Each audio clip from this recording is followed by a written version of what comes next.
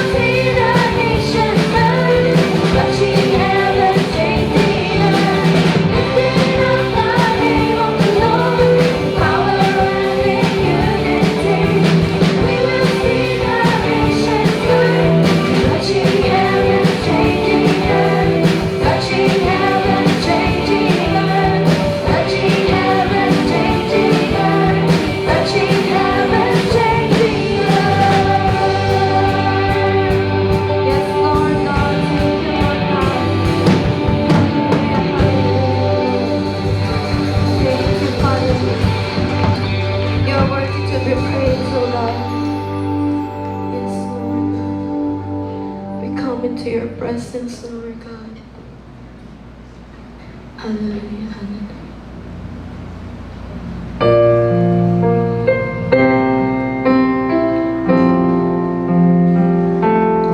Your eye is on the sparrow.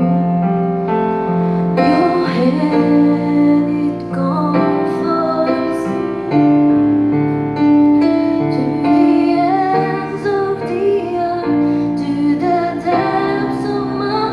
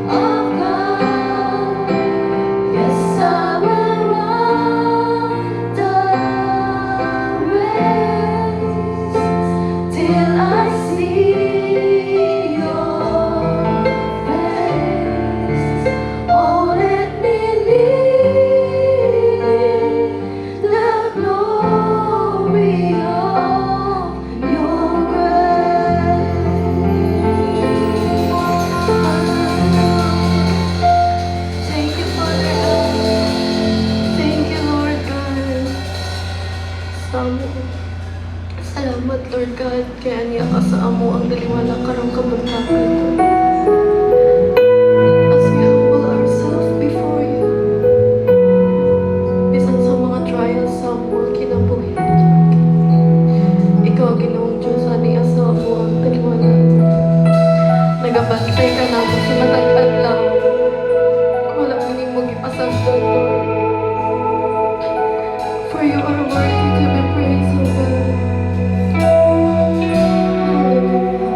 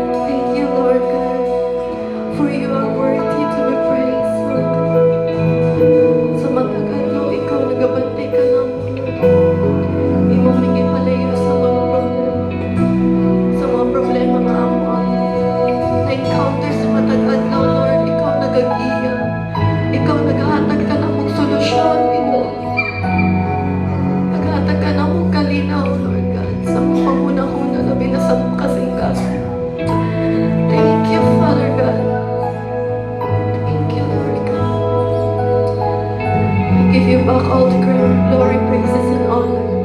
In Jesus' name we pray, amen and amen. You may now take your seat.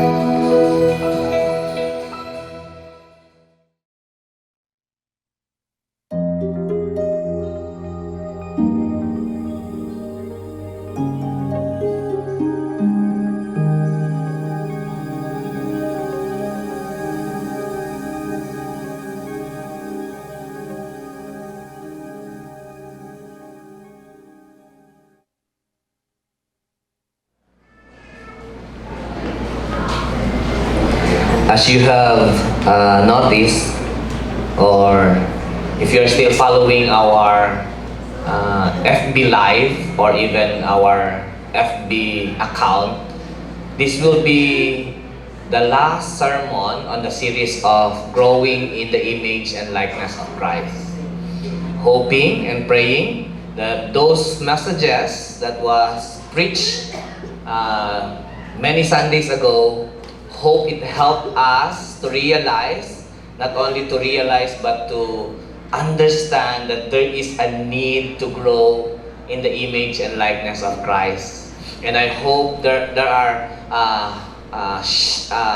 what's this?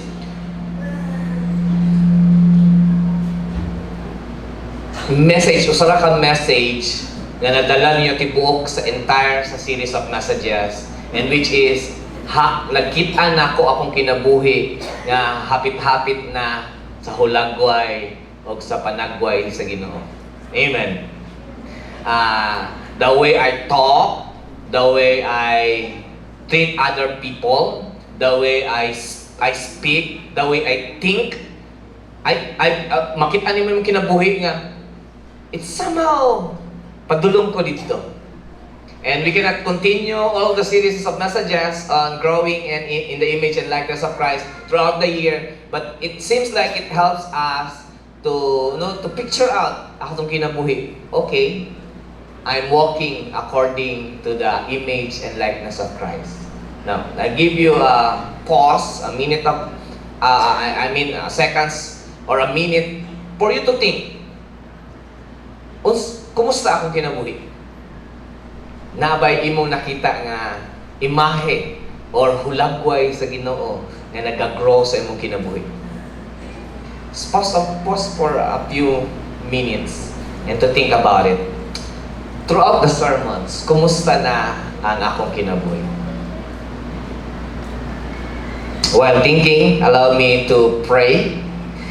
Father, we would like to thank you for your goodness and kindness, Lord, for bringing every single one of us here safe and sound. It seems like, init kayo sa gawas.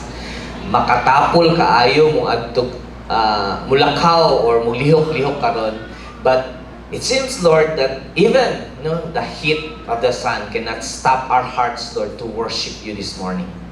And Father, I would like to thank you for bringing our brothers and sisters in Christ to have fellowship with us, worshiping with you. And this morning, Lord, it's indeed, it lifts our heart, to see na naay mga tao nga ready to beat the heat, but just to worship your name and to magnify your name. This morning, Lord, we will going to talk another sermon or message from your word that encourage us to live according to the image and likeness of your Son, Jesus Christ. I pray and I do hope, Lord, that you will lead us to that part, that we can see our lives, Lord. We can see our way of thinking, way of speaking, and even the way we treat other people, Lord. Parihog yun diha kanimo. Na mao ni among usa sa mga goals sa among kinabuhi, Amahan. So karong buntaga,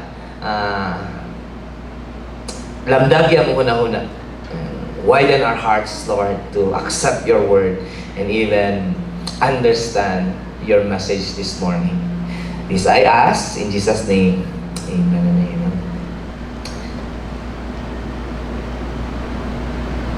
Dili ni mo akong sermon. Please change. Nasa gawas lang sa screen. If you have your Bibles with you, kindly open your Bible in 2 Corinthians chapter 6, verse 14 to 18. again in your screen. 2 Corinthians chapter 6 verse 14 to 18. I'll be reading in NIV version. It says here, "Do not be yoked together with unbelievers. For what do righteousness and wickedness have in common? Or what fellowship can light have with darkness? What harmony is there between Christ and Belial? Or what does a believer have in common with unbelievers? What agreement is there between the temple of God and idols? For we are the temple of the living God, as God said, I will live with them and walk among them. And I will be their God, and they will be my people. Therefore, come out from them and be separate, says the Lord. Touch no unclean thing, and I will receive you, and I will be a father to you, and you will be my sons and daughters, says the Almighty God." This will be our foundation for the last sermon this morning. 2 Corinthians chapter 6 verse 14 to 18 can be understood or will be understand in detail or clearly understood if we are familiar with the word metaphor. Medyo dictionary kay takarumpuntaga. If you're very familiar with the word metaphor, a metaphor is, it says here, it's a figure of speech that describes an object or action in a way that isn't literally true, but helps explain an idea or make a comparison. Once again, 1 Corinthians chapter 6 verse 14 to 18, you can understand this very well if you are familiar with the figure of speech we call metaphor. Kung saan yung metaphor? Sa Cebuano pa ni, mugamit ang usa ka butang or action para i-drive na to ang atong idea, atong principle. Mapasabot na to ang atong gustong ipasabot, mugamit ta og something nga familiar sa tao. Nakuha ra ba?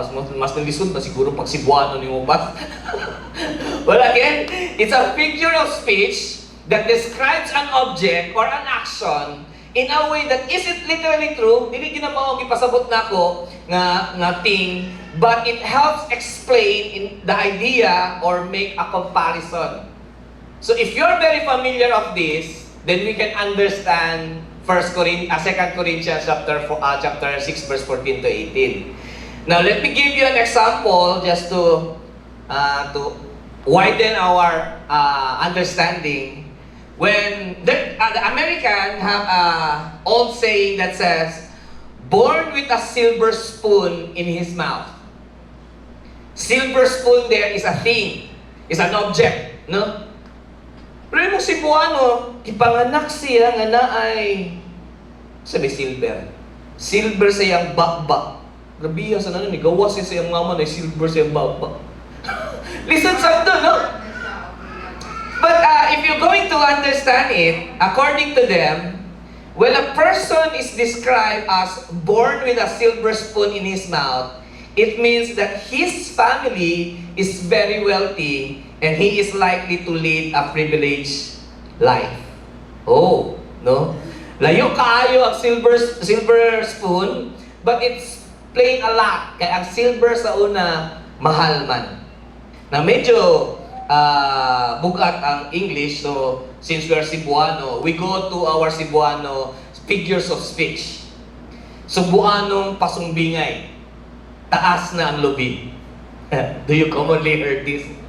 Taas ng lubi. What does it mean? Ang kahulugan daw ani kay hapog o panuigon. Taas ng edad. Lisod na baguhon ang kinaiya o pagtuo o baruganan. Basta mo yung kitag taas ng lubi. Lisod na usbon ang kinaiya o iban ng baruganan. Pananglit, Wala man ka magsaba nga hawod di ay ka sa paggama og mga karatula. Diha ko'y kaila nga nagkinahanglan og graphic designer sa ilahang kumpanya. Isugyot ka kaniya. Ang tubag sa gingnan, salamat na lang bay, pero nahinayak nako ni posisyon nako diri. Taas na sad ang lubi. What? Kita mga bakurong nga mga henerasyon, basta pasabot taas na ang lubi. It means hapog na ang panuigon. Tigulang na ko para mo trabaho pa ko sa designer. No? Or lisod na ko tangtangon na aning lugar kay ni tubo na ko dili na kinahanglan mo adto pagoglain. That's what it means when a Cebuano tells you, taas ng lubi. Na ako'y gina-encourage diri sa tuwa nga mo-play siya guitar. Diri. Kaya sometimes we are lack of play, instrumentalist, dinuwi siya sa pastor, sorry kayo, taas ng lubi. It means, taas na kayang panahon, unta ko ni play pa siya, pero wala na yung time para mo play pa siya. Do you understand what I'm saying here? Nakuha ba ninyo ang gusto na ko ipasapot? Because this morning, we will go to the Word of God. Apostle Paul has also figure of speech. Mugamit sa siya og figure of speech, which is metaphor. And this is what we're going to talk about this morning, especially in 2 Corinthians chapter 6, verse 14. If you're going to look at your Bible or on your screen, it says, sa King James Version, be ye not equally yoked together with unbelievers. Oh. So dito kasabot kung usa ng yoke. If we do not understand metaphor, we do not understand usa gipasabot ni Paul. Nganong dito ta pwede equally yoke. So, we need to understand that the word yoke is a farming tool. Or gamit siya sa pag-uma. Apostle Paul used a farming tool to point out how important it is for a Christian or for Christians to remain faithful and loyal to the hope they profess.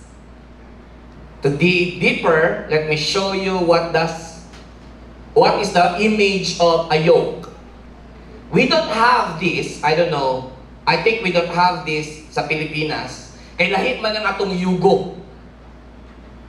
Ang yugo, ginagamit na siya para sa baka o sa kabaw. To yoke them. Itakot silang duha. Isabay silang duha. Ginagamit na siya sa farm para ang imong pagbungkag sa yuta or pag-flow sa yuta, straight ang dagan. Dapat sa isa ka farmer, dapat ang iyok niya dapat both female or both male. Di pwede ako sa male, ako sa female. Or gamay ako sa dako ang usa. Dili pwede. Dapat pantay-pantay yun. Kaya nga naman. Kaya kung gamay ako sa dako ang usa, makuha ang kusog sa dako, ang gamay mabilin. So ang imong pagdaro, mahiwi. So yoke, the use of the yoke is ang iyang purpose para ma-inline ang paglakaw sa duha ka oxen. So when he says, do not be equally yoked or unequally yoked, what does Paul really mean? So what does it mean when Apostle Paul told the Corinthians not to be equally yoked? He meant this one. Do not use oxen and equally yoke with the donkey. Dili pwede mag-farm ka or mo-flow ka sa imong farm nga ako sa donkey, ako sa oxen. Nga naman, kay mabilin ang usa, maguna ang usa. Or magtinapulan ang usa ba na ang donkey, nya usaray maning kamot. Unsay mahitabo? Maglali silang duha. Diba see? Medyo clear na ba sa inyo ang message ni Paul when he said, do not be equally yoked? Ang gipasabot ni Paul, ayaw pakiguban sa mga tao nga i-drag ka down. Ayaw pakig-uban sa mga tao nga ikaw ligon kay imuhang pagtuo, ligon kay imuhang mga desires sa imong kinabuhi. Pero ang imong kauban, puway pake. Nga naman, it's because ang ka-equal yoke nimo will help you drag you down. So, dili nimo ma-capture ang dapat nimo i-capture, dili nimo ma-reach ang dapat nimo ma-reach. Kaya nga naman, bugat kaayo dad-unon ang imong kauban. Or if it is a group, bugat kaayo ang grupo nga dad-un nimo. So this morning, Paul is reminding us, you want to see successful life? You want to see a very fruitful life? You want to walk according to the path of the Lord? Do not be equally yoked with those who are weak. Tanawa sa imong tapad.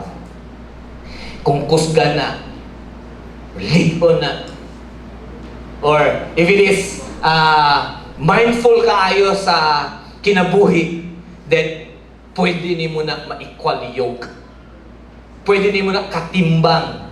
But if you see sa imong trabahoan or sa imong business or sa imong mga neighbor, if they are weak, tanaw nimo kung makig-uban ko ani nila, sigurado gyud ma-appeal ko aning drag down. So that's the use of a metaphor, no? Gusto ipasabot ni Paul sa tua, mawala gyud ang imong gana sa kinabuhi kung makigkauban kanila.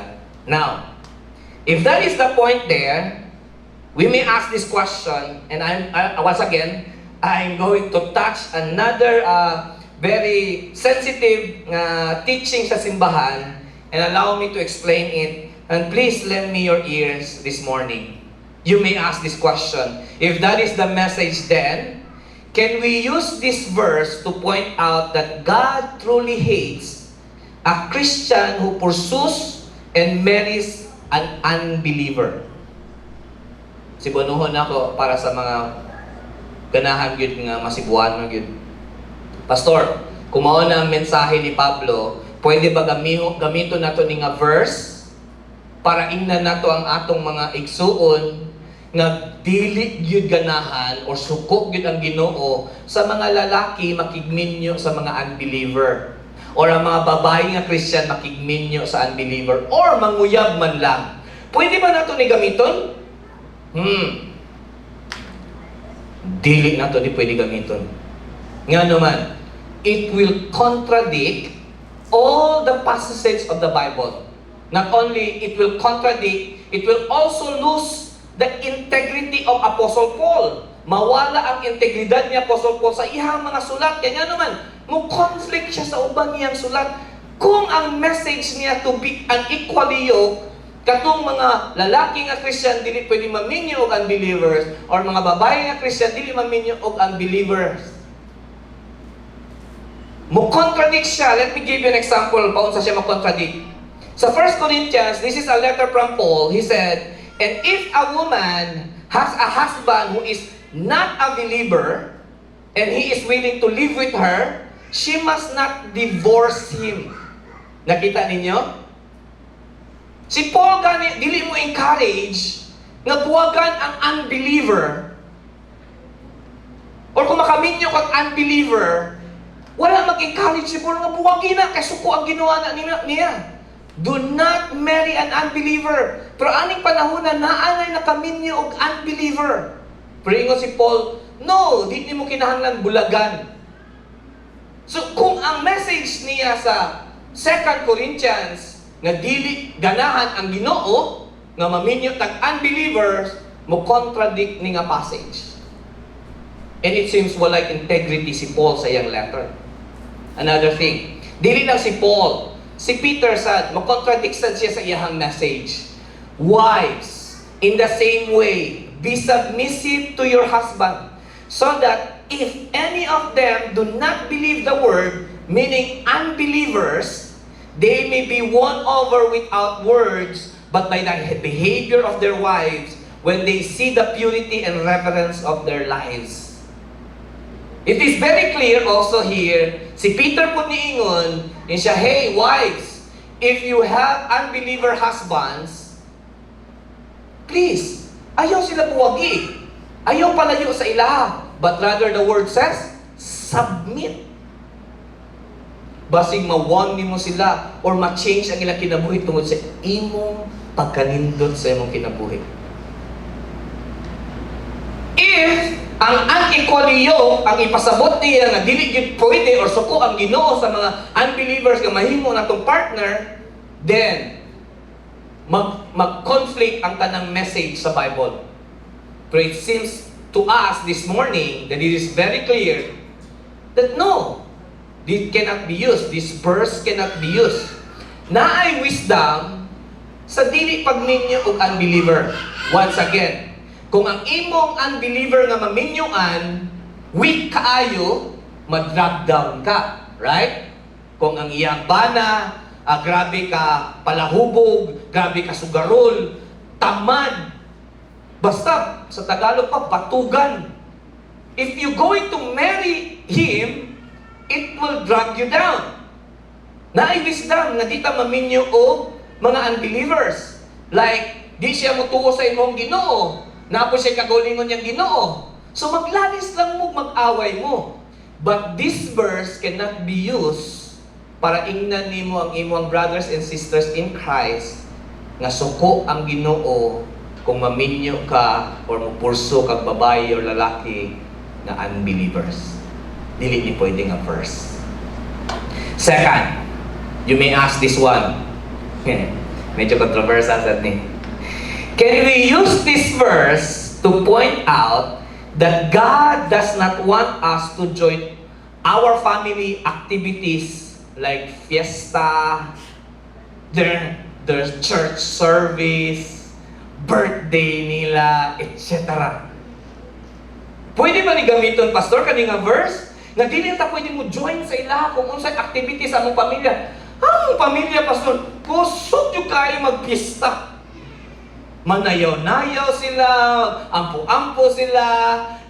Grabe yun ang ilang pag-ampo sa ilang Diyos-Diyos. I think, Pastor, kaninga verse, magamit nato nino, do not be equally yoked, or ayaw pakiguban-uban nila. Kaya basig mag-drag down ta.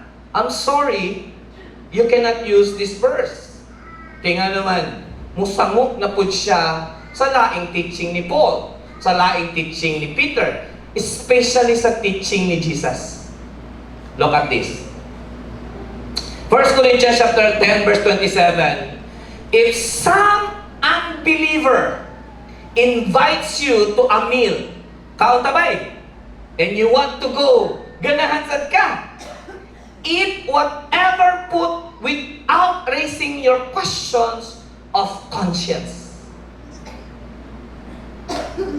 Kung dili pwede mo appeal sa ilahang kaon, dili pwede mo appeal sa ilahang activity, so against na siya sa teaching ni Paul.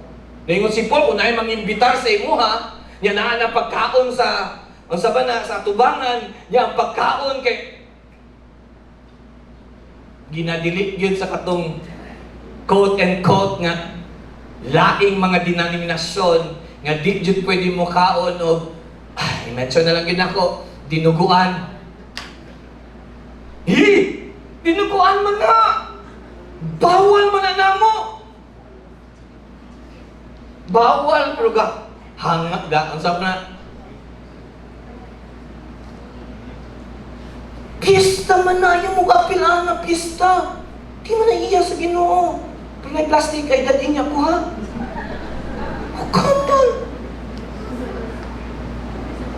Ingon pa si Paul, kung naay unbelievers, mo ingon sa'yo, bro, pista sa Bohol, Mayo 1. Ako'y pamasahe ni mo. At lang dito. Kay tuway mong mga ninang o ninong, tuwa po dito yung mong mama, papa, muban. Ang igaw ni mo, naamitan dito yung mga friends. Ayaw balibad. Kung wa kay ikabalibad ng nindot nga rason. Kung free lang magaling ka, ya wala kay himuon, ya tuway mong pamilya, tuway mong mga friends, why not? Kung unsay ibutang sa lamisa, wala na lay tingog-tingog. Kung di ka mukhaon og dinuguan, shut your mouth. Eat what you want. And ayaw kan ang dili nimo gusto. Hello. Mamista na ta? Ayaw sa muguli ha, walay mo gawas. Kay mabash di ko ani kung di ninyo madungog ang next na akong explanation. Basig mo ingon mo sa kuha nga, laing ini patulunan gid. Next. Ingon pa diya si Jesus, what goes into a man's mouth does not make him unclean. But what comes out of his mouth, that is what makes him unclean. Hab-hab ka dinuguan. Busog ka. Ya, kusog po juga mga, I love you, Brad. Kusog pa juga mga amigo. It doesn't makes you unclean. Pero di gani ka mo kaon o dinuguan. Pero kusog kang magmisti, mangyawa, mamatay na unta mo. That makes you unclean. So brother, it is at the matters of the heart. Wala na sa gikaon. Wala na sa giadtuan nimo. Kumusta imong kasing-kasing? Mo na gipasabot ni Jesus. Mo na giingon ni Paul. Are you coming? Are you going to any fiesta, to any birthday, to any activity sa imong family? Kumusta imong kasing-kasing? Unsay tuyok nimo didto? That's the real question. Dili ka tong question, dagan kayo, di ba na pwede, dili ba ni pwede? Being intellectually honest, mga kaigsuonan, nagtuon yun po taani, wala lang nato nagipataka-pataka, or maghimo na yun tag controversial na sermon. No! Intellectually honest, we will find the context doesn't fit to any questions above. Di na to ma-fit. Wala dito ang dapat gamito na to nga verse. Because dili siya para anak ng mga pangutana. Now you may ask, then what is really the context? Here's the context, mga kaigsunan, in verse 15. Please abide with me. Yan siya, what harmony is there between Christ and Belial? What does a believer have in common with unbeliever? What agreement is there between the temple of God and idols? The key word here is the word Christ versus Belial. Do you know who Belial is? Kabalo mo kaysa si Belial? Belial is a known fact in the Bible that seems to be a personal, naghihimo nilang something they call God. He's an angel that they are worshiping Him as God. Naisimbahan dito sa Corinthians nga ang ilang Ginoo si Belial. And what is happening here? Si Paul, naghimo siyang first church planting. No, Apostle Paul planted the church in Corinth within the time frame of 1 year and 6 months only. Pag-visit niya sa Corinthians, and he made a church planting there, na siya nag-gather ng mga tao nga nituo sa message sa Ginoo. I don't know, 50 kabuok or 100 kabuok ng mga bagong nahimong Kristohanon sa pag-share ni Paul. 1 year and 6 months lang siya nakig-uban sa ilaha. Kaya kinahanglan na po siya mularga sa laing lugar. Kaya muplant na po siya laing church dito. So what will happen sa gibilin niya? Walay pastor na bilin. Walay teacher na bilin. Kung saan naman na dito, mga common believers lang na hibilin. So after a year, what will happen? Kaya wala may nagpastor, nibalik sila hinay-hinay sa ilang karaang kinabuhi. Christian na sila, pero wala may lingaw. Uy, wala makay simba, wala makay pastor. Ay, among silingan nag-invite sa kuha. Ubanta sa ilang simbahan. Niadto sila balik sa simbahan ni Belial. Christian na sila, pero nag-appear sila sa simba. Pag humagsimba naman ito ni Kaon, pareho na tuon niya. Wala ba kayo nagdalag dinuguan? Pag humagkaon, nangaon sa sila sa mga pagkaon na gi-offer kang Belial. So that's the background of the story. Ang mga Christian na nagtuon na kang Ginoong Jesucristo, ni-declare na sila ng faith, they put their faith in Christ, and now without a church, without any fellowship, they are turning back. to their previous kind of life. Nibalik sila sa ilang karaan nga kinabuhi. And that's why Paul quoted a whole verse gikan sa Old Testament, and here's the verse. It says, "Therefore, come out from them and be separate." So ingon si Paul, I will send you letter, Corinthians. Unsa man niya ako nadungog, nibalik man mo sa inyong karaan nga kinabuhi. Hawa mo diha. Unsa may naapareho ninyo nila. Pwede ba ang Kristo na sa inyo ha? Makig-uban kang bilyan? Pwede ba ang inyong pagkamatarong makig-uban sa makasasala? Wala mo'y lugar anang simbahan. Hawak mo diha. And that's the context. Nibalik ang mga Kristohanon sa ilahang karaang kinabuhi nga mao ang pagpakasala. And that's why he made it clear that the core of this passage is this. If you have your cell phone, please, or kindly took a picture of it, and please understand. Here's the core message of 1 Corinthians chapter 6, verse 14 to 18. It is not good for a born-again Christian to return to his previous adulterous life, for going back will only bring more harm than good. Hello. That's the core message of Paul sa Corinthians. Hawak mo diha. Walay nindot nga mahatag ng simbahan na sa inyo ha. Kanang grupuha nga nagsimba o idolatrous, walay mahatag nga nindot sa inyo ha. Hawak mo diha. Mo na ang core message ni Paul. He says, look again. Do you not know that your body is the temple of the Holy Spirit, who is in you, whom you have received from God? Pwede ba ang temple sa Ginoo makig-uban sa temple sa yawa? Walay lugar. Walay lugar. Di po ka ma-enjoy. Samtang nag-chanting sila diha, ikaw diri, Jesus, unsa naman sila Jesus. Walay tarong na mahatag sa imo ha. Kay naa na ka sa faith, pero nagsimba gyapon ka sa adulterous. So dili pwede. Do not be equally yoked. Ayaw pakig-uban sa simbahan nga dili iya sa Ginoo.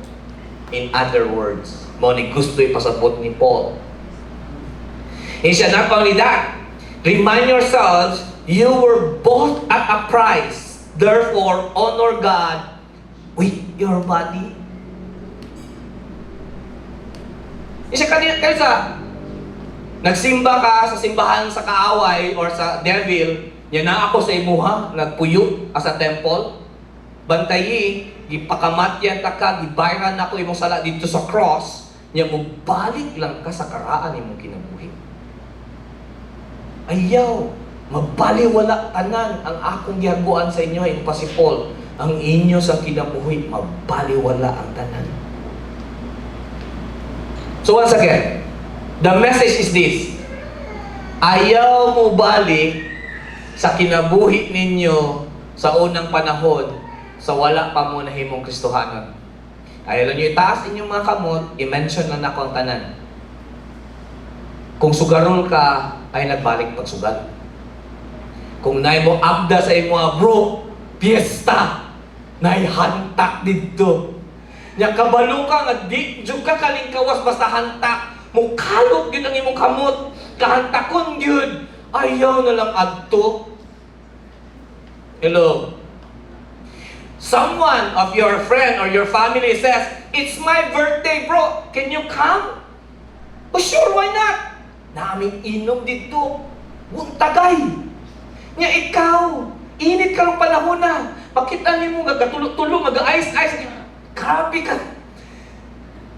Uhaw kaayo. Nya kabalo ka ng isa ka botelya nimo, muhuman ugma og 20 ka buok. Ayaw na nang adto.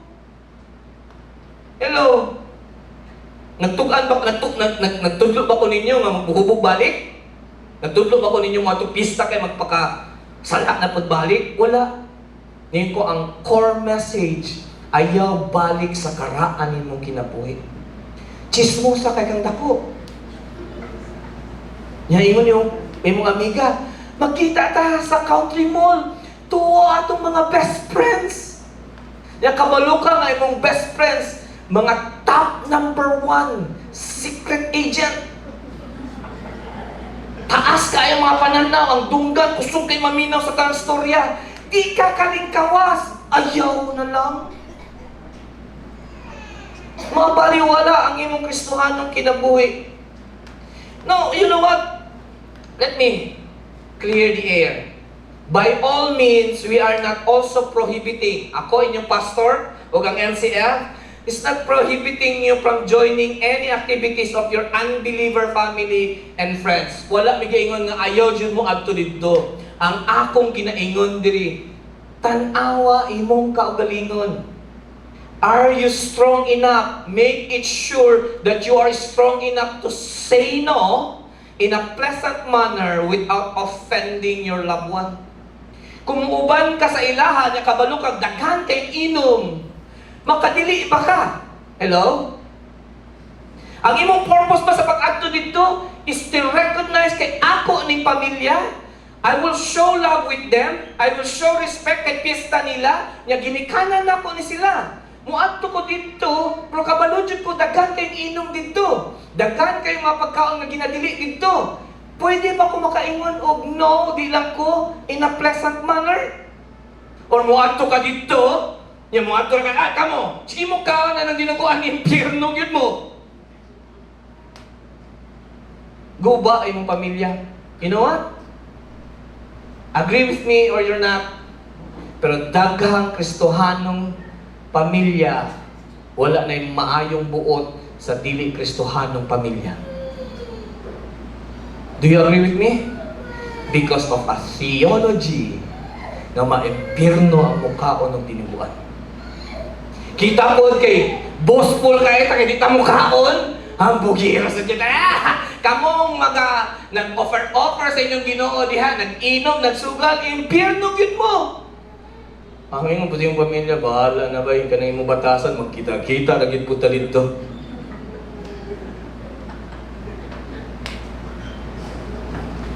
Go there because you have one purpose, to win them.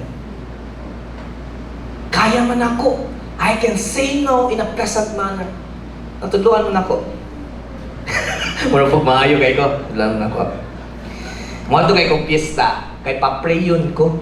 Pastor, pwede ba ikaw mo pray sa pagkaon? Muadto ko. Kaya nga naman, classmate na ako, at the same time, close friend na ako. Dili karong mayo. Kamu katanaw-tanaw tayo mong piyesta sa Bohol.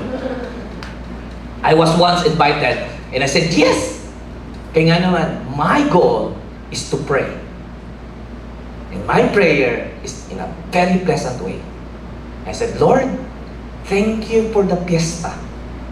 Kay ani nga paagi, mag-gather ang mga lagyo. Magkahiusa.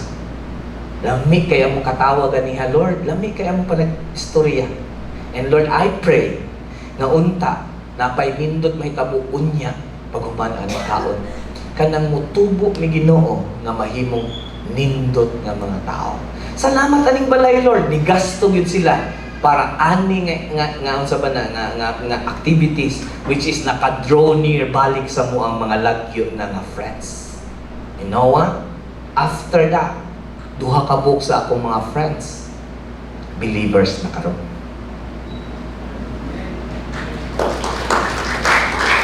Do it in a very pleasant manner. Dili imong balay. Dili imong pagkaon, dili ikaw ni gasto. Yamoy mo pa dyan ka, mga impirno gid mo tanan. Hiluan pa lang ka. Kakaulit. Ayaw yun.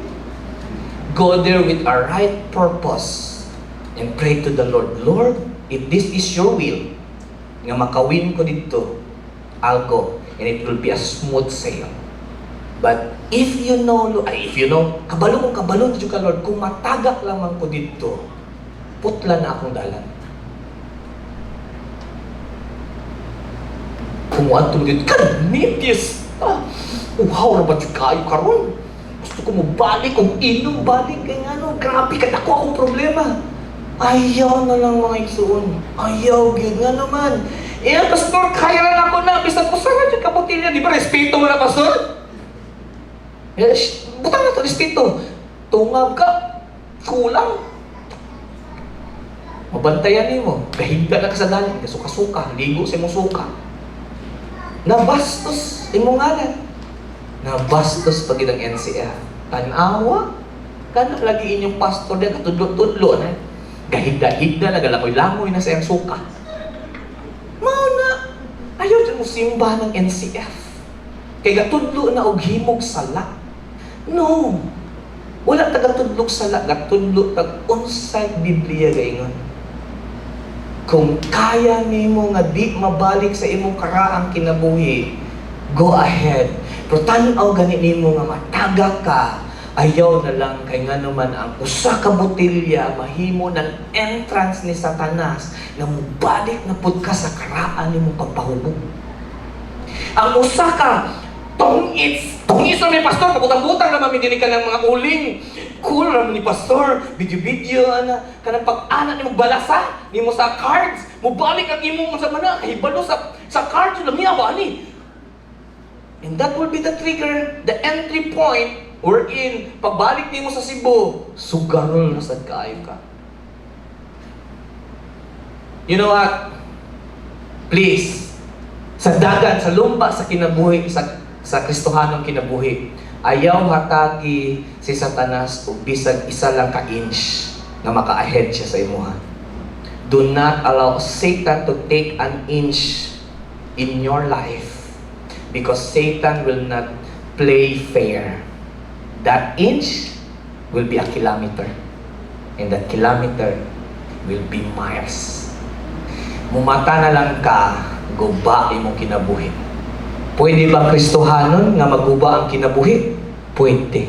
Kung sugdan nimo balik sa karaan nimong kinabuhi.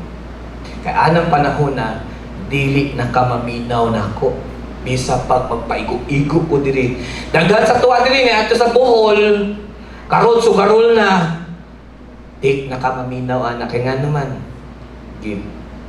Gitapunan na sa kaaway ang imong dunggan. Kay gusto niya balik ka sa karaan yung kinabuhi.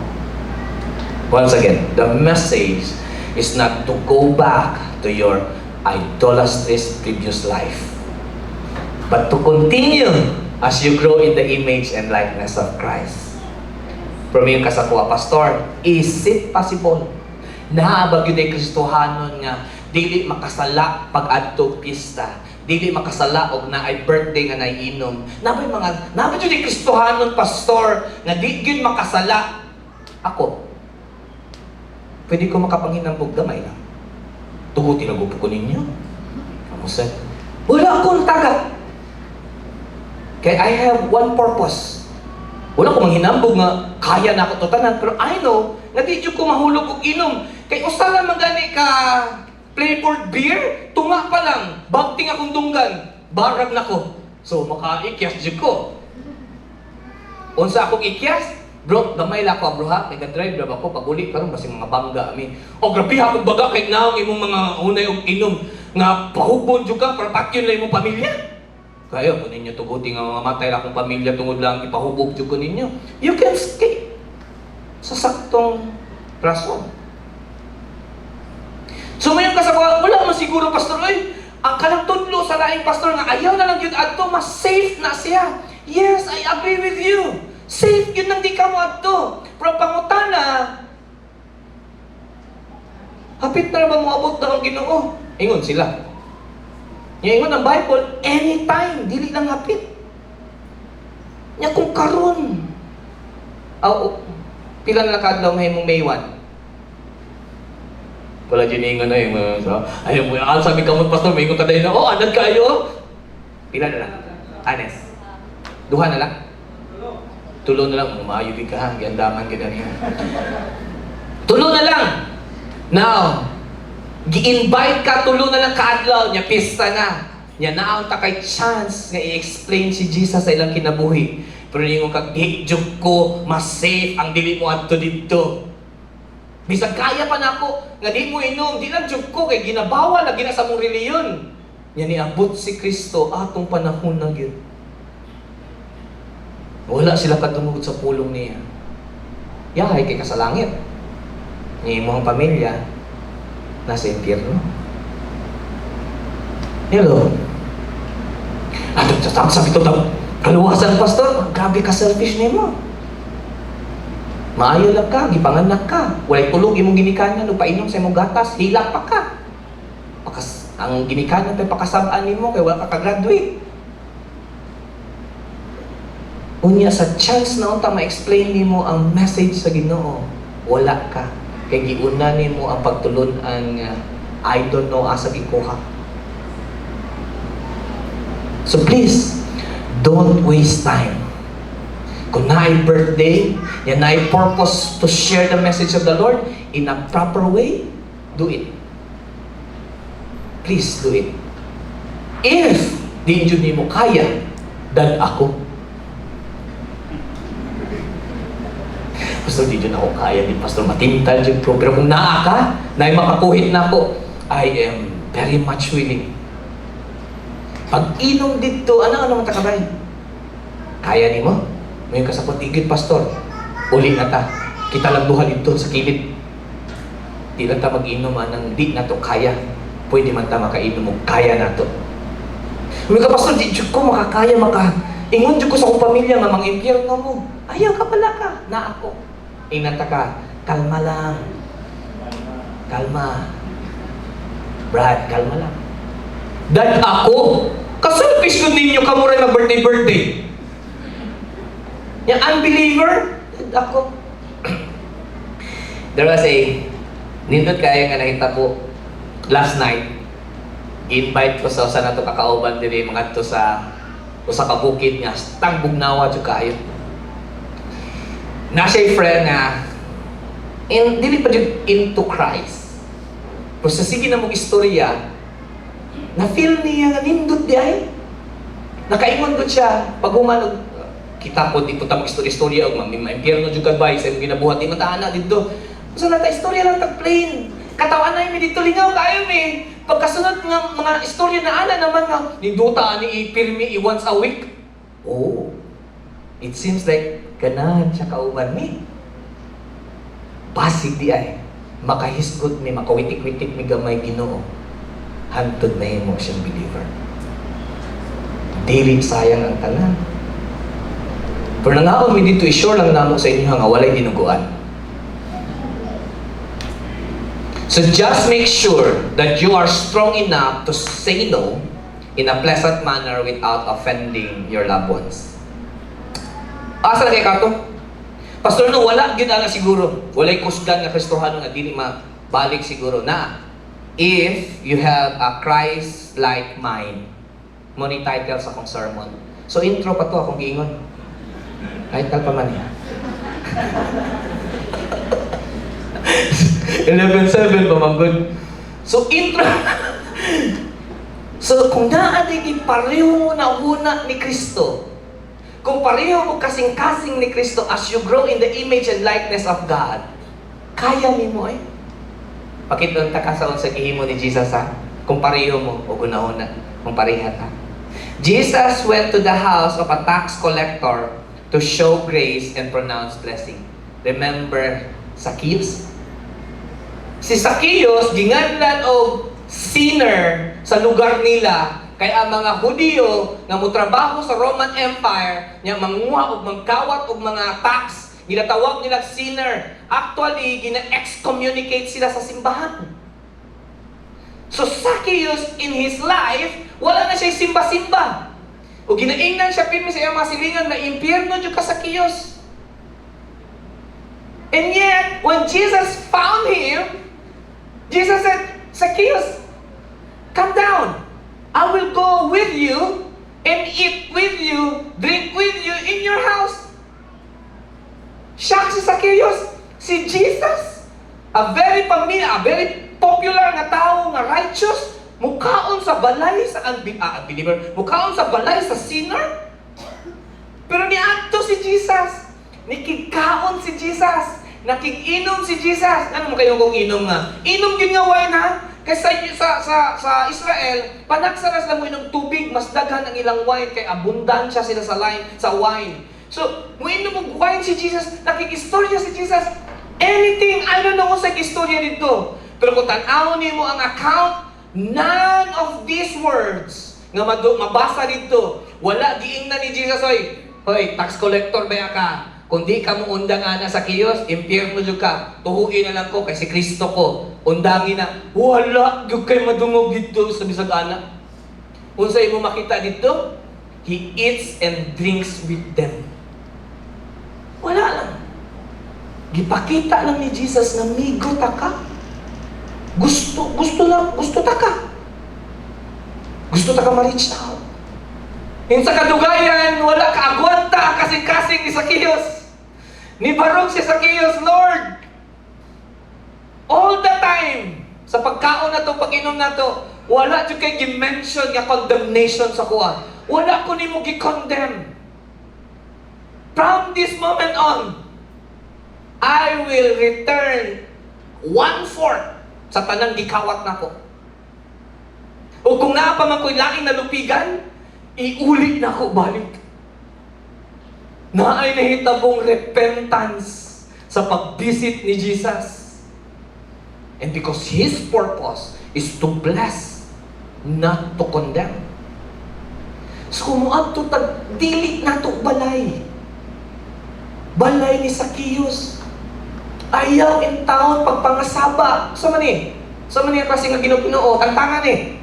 Sa nang pagkauna, di na maayo. Ayaw pagkapo, dili na imong balay. Pasig matigbasan ka sa news, pastor, putol ang ulo, nanghilabot sa reliyon. Ayaw, dili mo na nimo balay. You eat and drink and talk anything nga makanindot sa relasyon. And then come out with a blessing. Muingon ka pagawas nimo sa balay. Pwede ba kumuampo bago kumuli?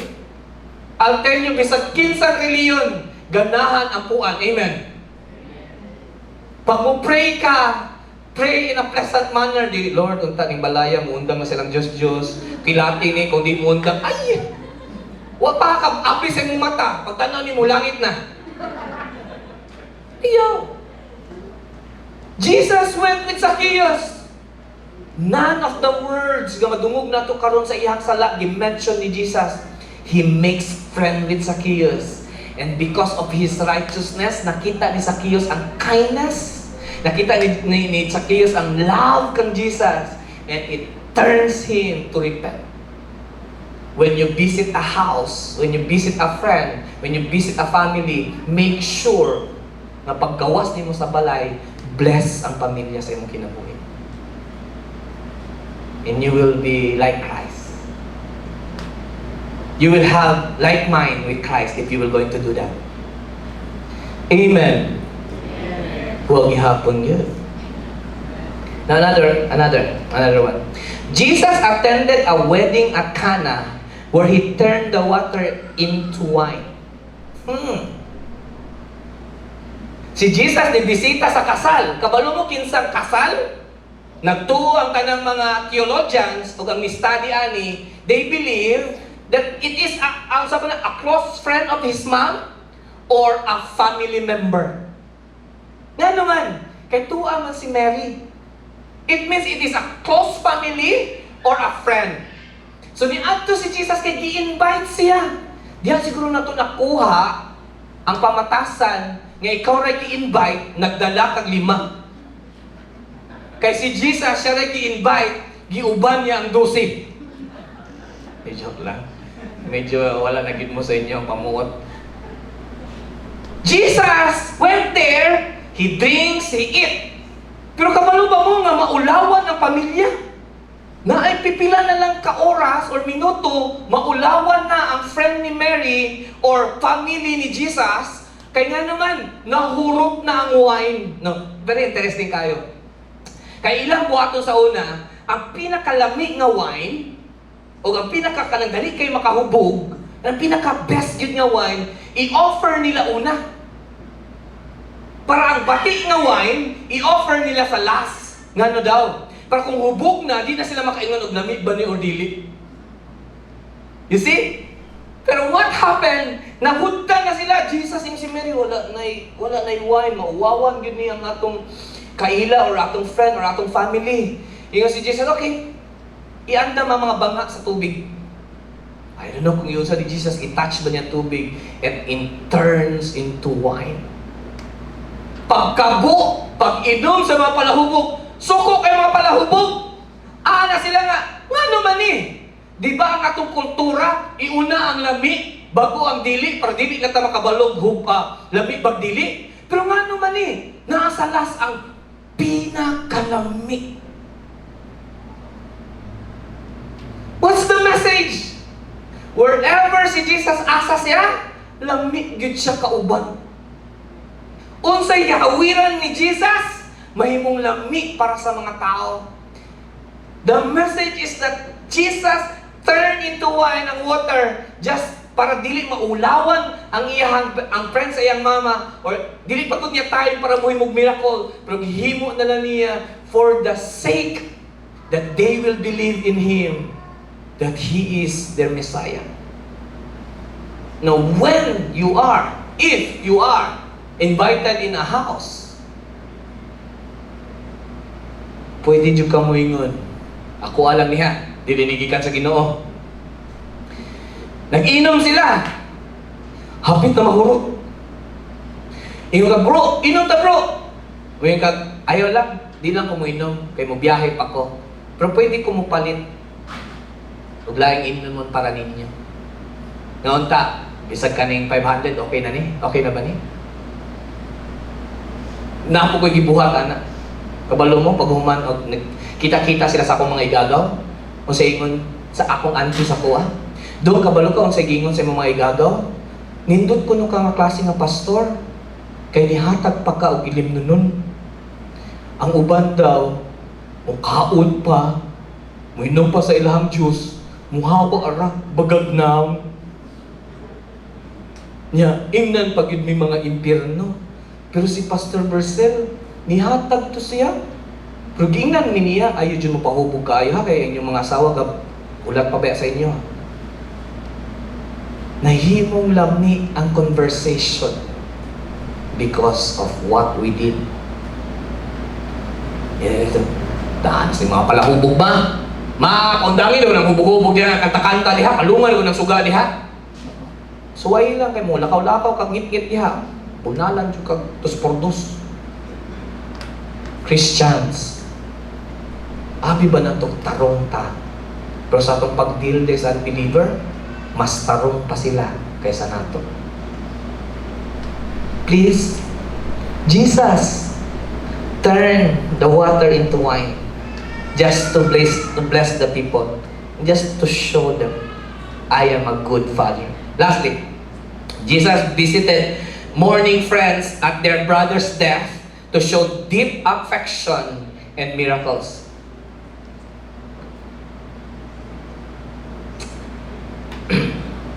Na ay mamatay nga pamilya nato. Diba? Sakit man na. Ay mamatay. Nya, isulod sa laing simbahan. Kay bindisyonan pa ba dito. Gamor tibok pamilya. Kita ko sa gawas. Di ko musulod ng simbahan. Do not be equally yoked. Pastor, di mo pa pwede musulod ng ano? Kapilapit po ta dito. Mamarog kitang tanan. Marog kita, pastor. Ampo-ampo tang tanan. Imo ng pamilya, bro. Imo ng papa. Musulod man ka dito. Makabalo man ka kinsa ka. Kung tinuod ka nga believer, those images, those church, those priests, or unsa ba nga, Muslim ba or dili ba Muslim, Buddhist or dili ba Buddhist, anything, wala na yung makatouch sa imo ha. Dili na makausap sa imong salvation. Pero makausap na sa relasyon sa imong pamilya. Kabiya sa itong anak ka, wala na lang yun niya gilet go ang iyang reliyon sa importante nga panahon. Jesus went. Kabalo ba mo ni ato si Jesus sa lubong, sa igsuon ni Martha ug ni Mary. Nya kabalo mo kisay naminaw dito. Tanan nga mga unbeliever sa Messiah. Pero Jesus proved Himself, I am the resurrection and the life.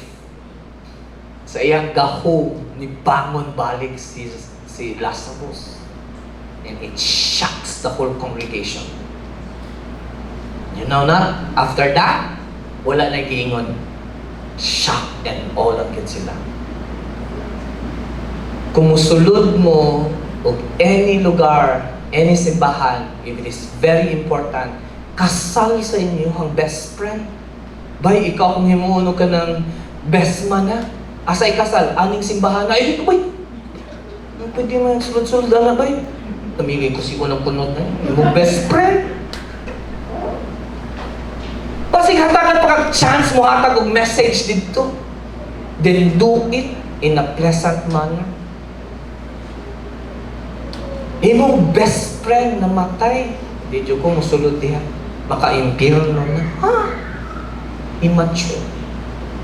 Jesus went bisag sa mga patay. Kabalo ba mo sa ilahang kultura?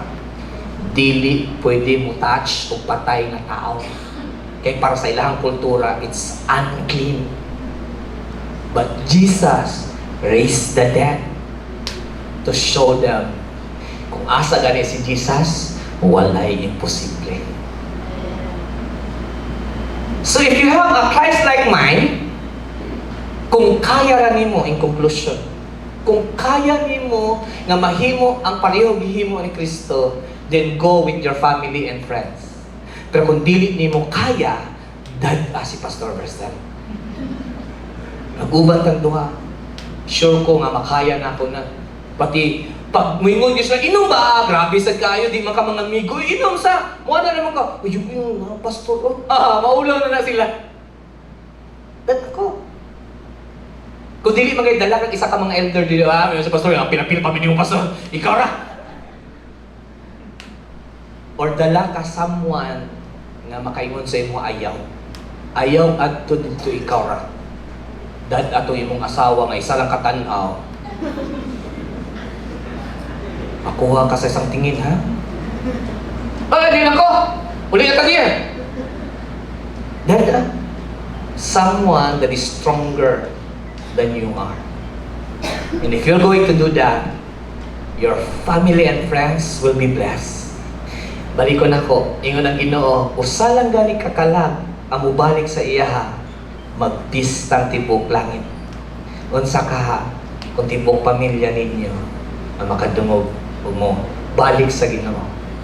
Di lang pista sa langit. Pista sa tanang Kristohan.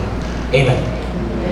In conclusion, brothers and sisters in Christ, therefore, the truth is this, that the more intimate you know someone, you see their flaws. Right? Kaya bitong amigo na gid kayo nimo, makita nimo ilang mga sayop sayop sa ilang belief, sayop sa ilang prinsipyo sa kinabuhi, sayop sa ilang paagi sa tanang makita nimo nga sayop. That's why daghang pamilya mabungkag kayo sa kadugayan og ninyo, nakabala na nimo mga flaws. Pero you know what? Ano magpabiling gihapon ng mga managtiayon bisag nakita na nila kinsa ilang bana, kinsa ilang asawa? It's because of love, right?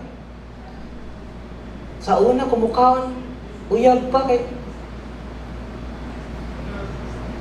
pagkabalo ninyo na, taas pang tiil.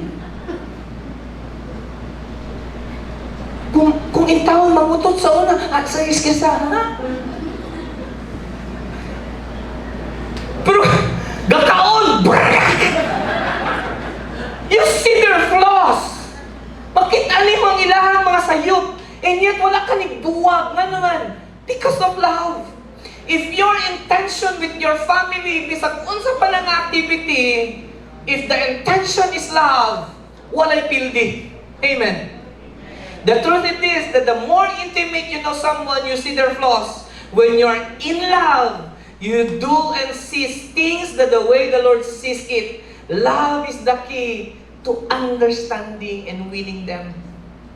So without doing it out of love, I don't think so makahimo ka sa kinabuhi ng ginabuhat ni Kristo.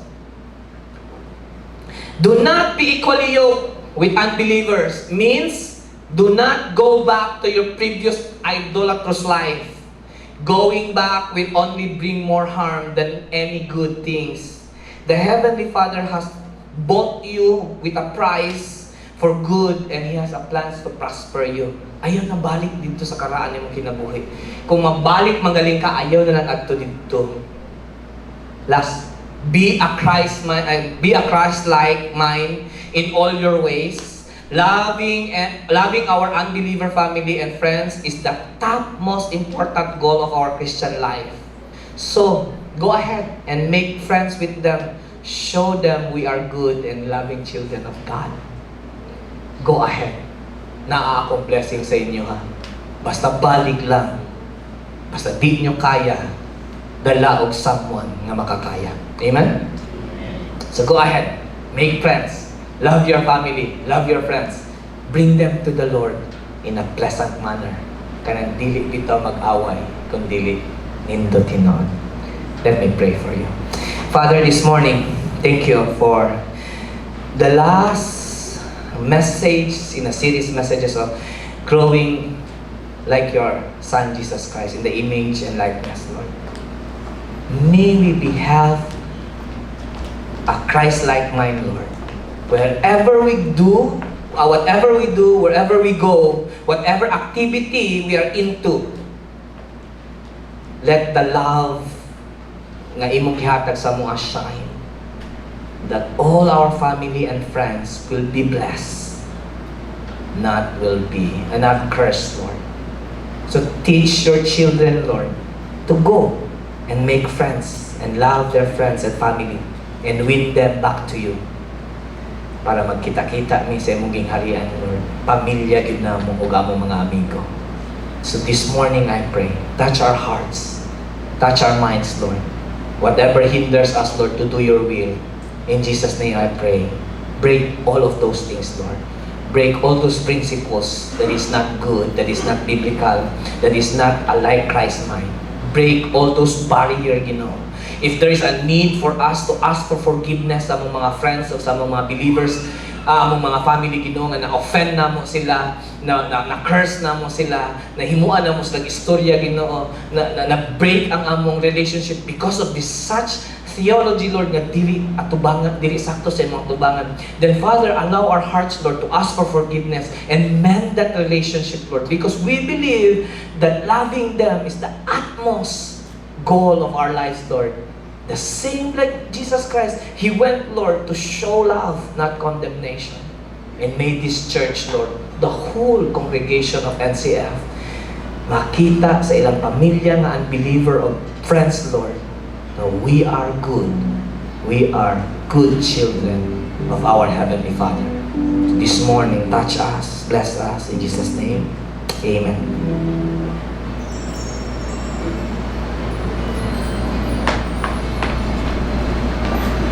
As a response song, I would like to ask everyone to please stand. Let's sing this song, Give Us Clean Hands.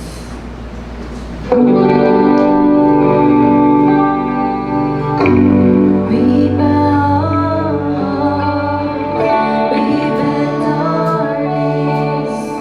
Oh Spirit, come make us humble. We turn our eyes from evilness. Oh Lord, we cast down our idols.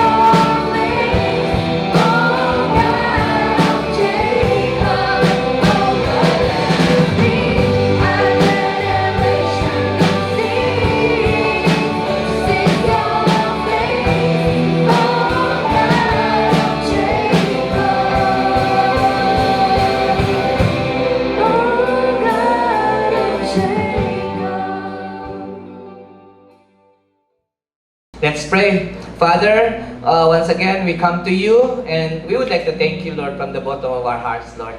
Salamat kayo, Lord, kaya ang praise and worship na dalami sa imuhang pagkanta sa imuha, ng hope mi Ginoo ang message di makawat ni Satanas, mugroto sa among kasing-kasing, and that we can use it, Lord, to take advantage of winning their souls para diha kanimo amahan.